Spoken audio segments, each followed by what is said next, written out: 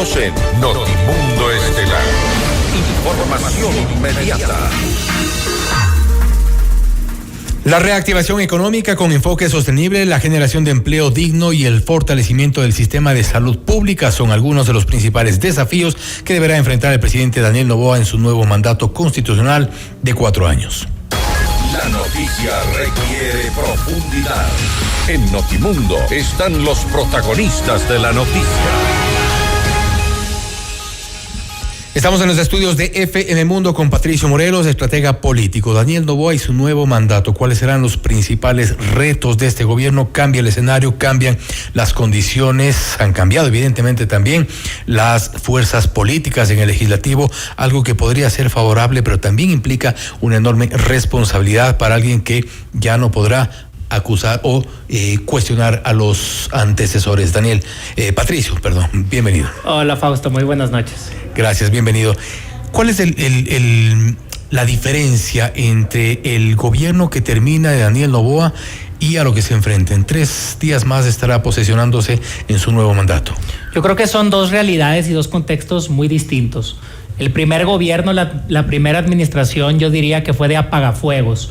Llega por 18 meses a terminar una administración del expresidente Guillermo Lasso, con una asamblea donde no tenía mayoría, donde era complejo avanzar, negociar, claro.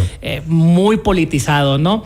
Y una segunda administración muy distinta. ¿Por qué? Porque ganas la elección en una segunda vuelta por poco más de 10 puntos, obtienes o logras tener la mayoría en la asamblea, y esto le permitirá o debería de permitirle al gobierno de Daniel Noboa poder avanzar en sus políticas públicas, ¿no? Que a muchos mandatarios en todo el continente les pasa que ganan las elecciones, pero cuando la asamblea es de una fuerza política contraria, pues se dificulta mucho la gobernanza. Y ahí es muy fácil también decir, bueno, no me dejaron gobernar, no ha sido posible, culpar a un poder legislativo que está dedicado a, como decimos vulgarmente, a poner el pie al presidente de la República. Pero tuvimos un presidente durante varios meses antes de este momento como un candidato presidente, Daniel Noboa. El escenario cambia esta vez. ¿Cómo debería variar la estrategia para gobernar? Hay que tener muy claro cuáles son los puntos de mayor importancia del gobierno. Hay que hablar en términos de seguridad, hay que hablar en términos de economía. ¿Qué país va a querer dejar Daniel Noboa al finalizar esta segunda administración?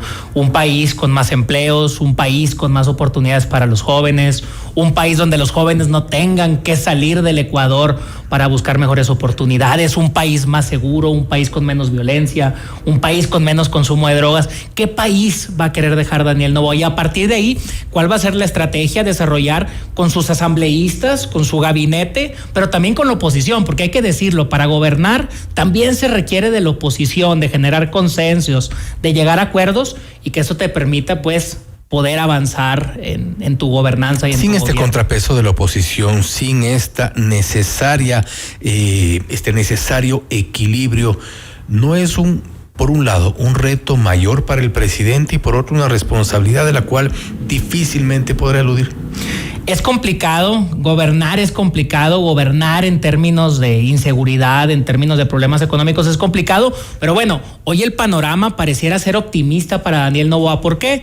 Porque logra la mayoría, porque llega con mayor legitimidad. Hay que recordar, primera elección, gana por un margen pequeño, hoy llega con más de 10 puntos de ventaja. Hay que ver qué liderazgo ejerce también a nivel Latinoamérica. Lo decía, estamos a 3 días de la toma de posesión. ¿Qué personas van a venir de otros países? ¿Qué relación va a poder llevar con otros mandatarios? Y esto es importante también porque es un gobierno que llega en esta transición sin mayores fortalezas. Habría que verlo, qué es lo que se considera como fortalezas. La gente le dio su confianza a través del voto y ese es un punto interesante. Cuando se dio la primera vuelta, hubo prácticamente un empate técnico y había mucho escepticismo y muchas dudas de qué iba a pasar. El que llegue hoy con 10 puntos de ventaja nos dice que sí había fortalezas. ¿Por qué? Porque la gente finalmente fue a votar por él. Ahí habría que ver cuáles fueron los factores de decisión que consideró la gente. Un buen gobierno de 18 meses, la búsqueda de que no llegara otro partido político, darle la oportunidad a un presidente joven. ¿Cuáles fueron esos factores de decisión? ¿Qué cree usted que pesó más? Hubo 2 factores. Primero que nada, la popularidad. ¿El miedo al pasado?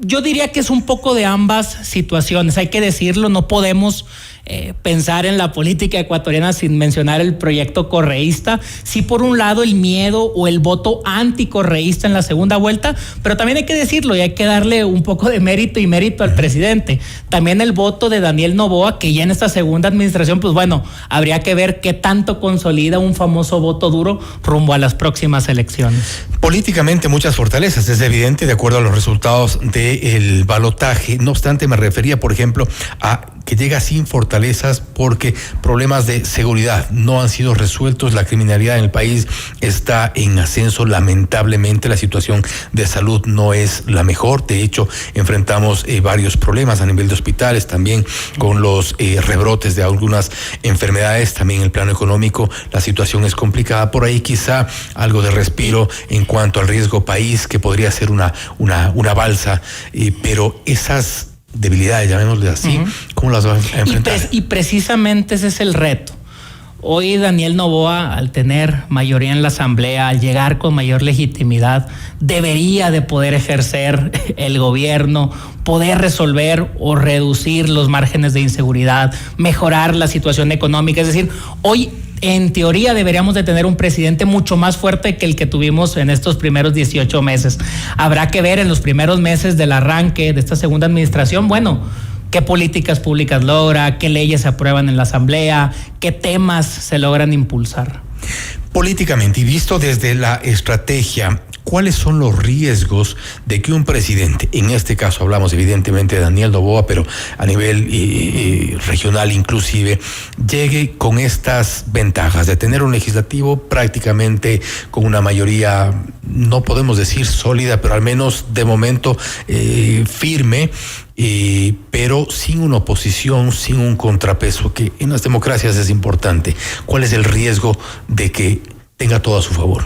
Mira, por un lado, y creo que se puede analizar desde dos puntos de vista, uno diría que el presidente tenga mayoría en la asamblea es positivo porque esto le permitirá que avancen las políticas. Otros dirían es negativo, ¿por qué? Porque se requieren contrapesos, una oposición fuerte que también se siente a negociar, proponga nuevos temas, nuevas alternativas, nuevas políticas. Evite excesos. Y que pueda haber un consenso. No depende de Daniel Noboa la fortaleza o la debilidad de la oposición. La oposición debería en sus mesas estar preparando sus estrategias para poder regresar más adelante. En el caso de Daniel Noboa hoy es aprovechar la legitimidad que le dio la victoria de 10 puntos, aprovechar que tiene mayoría en la asamblea y tratar en estos primeros meses pues de hacer realidad sus propuestas de campaña, que finalmente es lo que está esperando los ciudadanos que votaron por él. Hablando ya en términos regionales, ¿qué tan importante es o serían las relaciones que tiene o que deba tener en estos 4 años Daniel Noboa, por ejemplo, con Colombia, que creo que es un país muy importante incluso en el tema comercial, y hemos visto mucha cercanía con Estados Unidos, pero tenemos más países en la región principalmente donde podría haber problemas, y esto cómo puede influir en el gobierno? Es importante porque hoy pensar que los problemas son únicos de los países sería un error. En términos de migración, en términos comerciales, económicos, financieros, en términos de inseguridad. Compartimos problemas. Hoy la política debe de ser compartida. Y ahí es donde es interesante, bueno, ¿cuál va a ser la relación, por ejemplo, de Daniel Noboa con el presidente Donald Trump, que prácticamente ha amenazado a todo el mundo imponiendo aranceles? ¿Cuál va a ser su posición? ¿Cuál va a ser su posición con Javier Milei en Argentina? ¿Cuál va a ser su posición con Gustavo Petro? Y bueno, ahora que vienen elecciones también en Colombia, ¿cuál va a ser su posición? Desde mi perspectiva, los presidentes deben de colaborar. ¿Por qué? Porque esta es la mejor manera de poder llegar a acuerdos y de poder mejorar. De nueva cuenta, los problemas no son únicos. Hablar de migración es compartido, hablar de inseguridad es compartido, hablar de colaboración económica es compartido. Y es una necesidad, no solo de Daniel Noboa, creo de todos los presidentes de la región. ¿Y eso es posible en el contexto regional? Es necesario. Es posible. Es posible y es necesario, porque en esta perspectiva lo estamos analizando desde Daniel Noboa, pero también en Colombia deberán de ver cómo deben de llevar la relación con Ecuador. Porque si bien Maduro es capítulo aparte, pero en el caso de Gustavo Petro, ¿qué tan posible es tener esa llegada, esa necesaria, como usted mismo ha mencionado, colaboración, asistencia? Es necesario, pero es complejo cuando vemos que Colombia va a un proceso electoral. ¿Por qué? Porque muchas veces la política pública se politiza y se lleva campaña y se lleva las narrativas, y eso es parte de las estrategias de campaña. Cambian, definitivamente. Ya pasó la campaña en Ecuador. Daniel Noboa será presidente por segunda ocasión en 3 días. Pero Colombia irá a elecciones y habrá que ver qué propone el candidato, la candidata de la izquierda, pero también ver qué proponen los candidatos de la derecha, ¿no? Porque esto también va a tomar un rol importante viendo el surgimiento de personajes que han sobresalido en la región, como lo es Daniel Noboa, como lo es Javier Milei y como lo puede ser también en México la presidenta Claudia Sheinbaum. ¿Estamos de alguna forma llegando a un proceso de polarización regional? Pudiera ser que sí. Fíjate que la pregunta es bastante interesante y creo que no es tanto en términos de gobierno, sino más bien es en términos políticos, es en términos de narrativas. Y es ahí el problema cuando uno piensa el gobierno en función de las campañas y de los votos. Sí podemos llegar a una polarización regional, pero en términos narrativos. Y no estoy hablando del Ecuador, estoy hablando en general de la región, con el surgimiento de mandatarios, de mandatarias muy populares en sus países. Pero y ahí caemos seguramente en un problema, porque compartimos problemas, compartimos angustias, compartimos fenómenos migratorios, pero quizá nos diferenciamos con los intereses de cada uno de los gobiernos. Sí, una vez que uno se sienta en la silla y gobierna, tiene que dejar de lado el partido político, tiene que dejar de lado incluso la ideología, y no perdiendo los principios, sino encontrando en que frente al otro país pueda haber alguien que piensa distinto a nosotros, pero que comparte el mismo problema, que tiene relaciones comerciales, que tiene migración con nosotros, y esto nos obliga pues a poder generar políticas públicas que mejoren la calidad de vida de la gente. Al final, hacer gobierno es mejorar la calidad de vida de la gente. Y esa debe de ser siempre la prioridad de un gobernante. En conclusión, la narrativa del presidente Noboa desde su candidatura reciente, ahora que se enfrenta a un nuevo mandato, debe cambiar. Es necesario, es urgente un giro. Ha cambiado la narrativa del presidente Noboa. Llegó en la primera administración a apagar fuegos, llega con mayor fuerza en esta segunda administración y creo que tiene 2 tareas muy claras: economía y seguridad. Tendrá que resolver, tendrá que generar políticas públicas y también hay que decirlo, dejar de lado la politización con la oposición y ambas fuerzas políticas llegar a consensos que permitan gobernar y que mejoren la vida de los ecuatorianos. Y a propósito de este tema, creo que damos una noticia reciente de última hora que la vamos a comentar enseguida. Inmediato. En FM Mundo esta es una noticia de última hora. Así es, se acaba de conocer este momento a través de un comunicado oficial de la Presidencia de la República. El presidente de la República nombró a Diana Salazar Méndez como embajadora extraordinaria y plenipotenciaria de la República del Ecuador ante el gobierno de la República Argentina. La medida fue oficializada a través del decreto ejecutivo 634. El Ecuador reconoce y agradece el trabajo realizado por Diana Salazar durante su gestión como fiscal general del Estado, según el comunicado de la Presidencia de la República. La ya ex fiscal Diana Salazar ha sido designada como embajadora ante Argentina, embajadora de Ecuador ante Argentina. Patricio, parece que es parte de las estrategias de un movimiento interesante, pero también para el análisis. Siempre que surge un nuevo gobierno hay reacomodos.